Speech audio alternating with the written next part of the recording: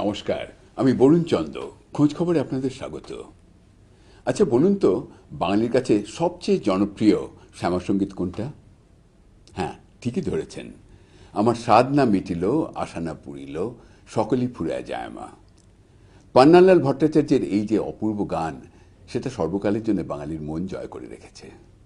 কিন্তু আমি যদি বলি যে এটা আদৌ শ্যামাসঙ্গীত নয়, তাহলে কি আমাকে তেড়ে মারতে আসবেন? আশা করব না।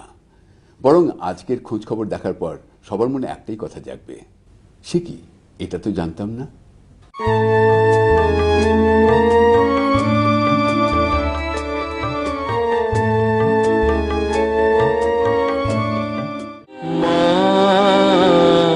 আমার সাধ না মিটিল, আশা না পুরিল, সকলে ফুরায়ে যায় মা। আমার স্বাদ না মিটিল গান, পান্নালাল ভট্টাচার্য এবং শ্যামাসঙ্গীত কোথাও যেন বাংলা ও বাঙালির হৃদয় ও স্মৃতিতে অজর অমর। কিন্তু তা বলে ইতিহাস গবেষণাকে তো উপেক্ষা করা যেতে পারে না। ভীষণ চেনা একটা তথ্য একদিন হঠাৎই উল্টে গেল। আমার আপনার মতন সেদিন অবাক হয়েছিলেন গবেষক রবীন্দ্রনাথ বন্দ্যোপাধ্যায়। তখন তিনি লাইব্রেরিতে পড়াশুনো করছেন। তো সেখানে বসে গান শুনছি এবং নানান এটা সেটা নাটকের বই, গানের বই ঘাঁটাঘাঁটি করছি। তো এমন সময় অতুল কৃষ্ণ মিত্র তার অতুল গ্রন্থাবলী বলে তার যে টোটাল কালেকশনটা যেখানে ধরা আছে, সেটা I was just browsing through Atul Krishna Mitra. হঠাৎ আমার এক জায়গায় চোখ আটকে গেল। দেখলাম এক জায়গায় লেখা আছে জেলেখার গীত বলে, দেখি আমার স্বাদ না মিটিল, আশা না পুরিল। অতুল কৃষ্ণ মিত্র, জেলেখার গান, সে আবার কি?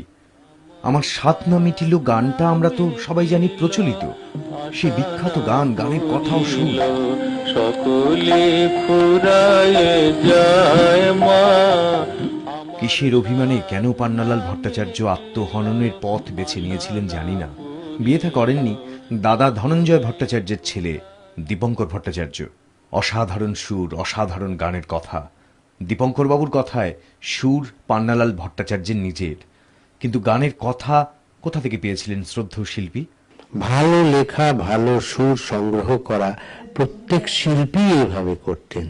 তো সেইভাবেই ওনার কাছে রেকর্ড এই গানের কথাগুলো এসেছিল। তবে দীপঙ্কর বাবু জানেন আসলে গানটা ছিল নাটকের। নাটকে তো যেমন বিবেকের গান থাকতো, বাউলের গান থাকতো, ফকিরের গান থাকতো, সেই রকম কোনো একটা সিচুয়েশনে এই গানটা লেগেছিল, যেটা ঈশ্বরকে কেন্দ্র করে মনের বক্তব্য বলা। এটা দীপঙ্কর বাবুর মতামত। সঙ্গীত গবেষক রবীন্দ্রনাথ বন্দ্যোপাধ্যায় এই ধারণার সঙ্গে একমত নন। আমার স্বাদ না মিটিল এই গানটা যতবারই শুনুন না কেন, মনের স্বাদ যেন আর মেটে না। এর জন্যে পুরোপুরি ক্রেডিটই পান্নালাল ভট্টাচার্যের। কিন্তু এই অমর শিল্পী ইতিহাসের সঙ্গে ছলনার আশ্রয় নিয়েছিলেন গানের তথ্য ভুল দেখিয়ে। এই গানের কথা মোটেই প্রচলিত নয়, তার প্রমাণ দিয়েছেন গবেষক রবীন্দ্রনাথ বন্দ্যোপাধ্যায়। যে অতুল কৃষ্ণ মিত্র পুরনো দিনের প্রসিদ্ধ নাট্যকার, গীতিকার, অভিনেতা, কখনো কখনো থিয়েটারের ম্যানেজারও বটে, তার গ্রন্থাবলীতে আমার স্বাদ না মিটিল কি করে এলো? তারপরে আমার খোঁজ শুরু হলো যে আমার স্বাদ না মিটিল তাহলে কি নাটকের গান? তারপরে খোঁজ করতে করতে করতে করতে নানান রকমভাবে সে এক দীর্ঘ পরিক্রমা। এক সময় আমি স্থির নিশ্চিত হলাম যে হ্যাঁ, এটা নাটকের গান। হ্যাঁ, স্বাদ না মিটিল আসলে নাটকের গান। 1881 সালে মাধবী কঙ্কন নাটকে এই গান গাওয়া হয়েছিল। গান লিখেছিলেন অতুল কৃষ্ণ মিত্র। অতুল গ্রন্থাবলীতে তার প্রমাণ আছে। রমেশচন্দ্র দত্তের উপন্যাস মাধবী কঙ্কন, তার বিষয়বস্তু অনেক জটিল, তথাপি অতি সংক্ষেপে যদি বলতে হয়, নরেন্দ্র ওই উপন্যাসের নায়ক, নায়িকা হচ্ছেন হেমলতা। নরেন্দ্র হেমলতা এই দুজনের ছেলেবেলা থেকে প্রেম, ভালোবাসা ইত্যাদি ইত্যাদি। কিন্তু একটা সময় নরেন্দ্রকে তার তার তার অঞ্চল ছাড়তে হয়, পাড়া বলুন গ্রাম বলুন, সেটা ছাড়তে হয়, ছেড়ে বহু জায়গায় ঘুরতে হয়। এবং তখন নরেন্দ্রও বিরহে ভোগে, হেমলতাও বিরহে ভোগে। হেমলতার ইতিমধ্যে বিয়েও হয় আরেক জায়গায়। আর নরেন্দ্র যখন এরকম পরিভ্রমণ করছেন, নানান জায়গায় ঘুরতে বাধ্য হচ্ছেন রাদার, সেই সময় তার আরেকজনের সঙ্গে দেখা হয়। পরবর্তীকালে জানা যায় উপন্যাস থেকে যে তার নাম জেলেখা। সেই জেলেখাও কিন্তু নিবিড়ভাবে নরেন্দ্রকে ভালোবেসেছিল, কিন্তু শেষ পর্যন্ত জেলেখা নরেন্দ্রকে পায় না। আত্মহননের পথ বেছে নেয় জেলেখা, আত্মহত্যা করে, এবং নরেন্দ্রর সঙ্গেও হেমলতার কিন্তু মিলন হয় না। শেষ পর্যন্ত ট্র্যাজিক। তার মানে নাটকের বিষয়বস্তু ছিল প্রেম ও বিরহ, এবং নাটকের চরিত্র জেলেখা গেয়েছিলেন সাধনা মিটিল। কিসের স্বাদ? প্রেমের।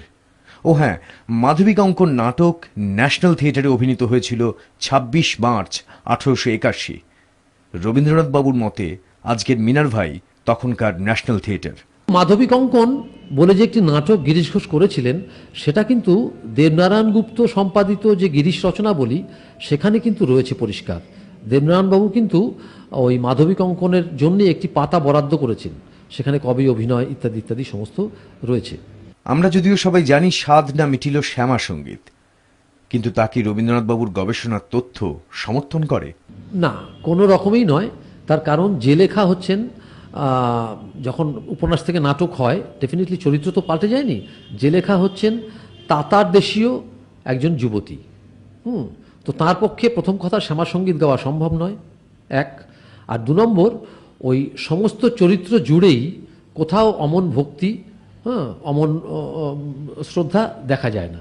অতএব এটা কোনো রকমই শ্যামা সঙ্গীত হতে পারে না। তাহলে সাধনা মিটিল গানে জেলেখা আসলে কি বলতে চেয়েছিলেন? আমার স্বাদ না মিটিল, জেলেখা বলছেন যে আমার স্বাদ না মিটিল মানে আমি নরেন্দ্রকে পেলাম না, আশা না পুরিল, সকলই ফুরায় যায় মা, মানে তার প্রয়াতা মায়ের জন্যই তিনি বলছেন। বলছেন কোলে তুলে নিতে আয় মা, অর্থাৎ আমি আর এই পৃথিবীতে বেঁচে থাকতে চাই না। এই পৃথিবীতে কেউ ভালোবাসতে জানে না, ভালোবাসা বলে কিছু নেই, অতএব আমি আমার জীবন শেষ করে দিচ্ছি, আমাকে তুমি কোলে তুলে নাও মা। এই চাঞ্চল্যকর তথ্য জানতে পেরে আমরাও গানের উৎস খুঁজে বেরিয়েছি। আমরা জানতে পেরেছি যে মূল গানের শেষ ২টি লাইন পান্নালাল বাবু বাদ দিয়েছিলেন। মূল গানের সুরটা কিরকম সেটাও আপনাদের শোনাবো। এবার শুনুন অরিজিনাল গানটা গিরিশ ঘোষের মাধবী কঙ্কন নাটকে কেমন সুরে গাওয়া হতো।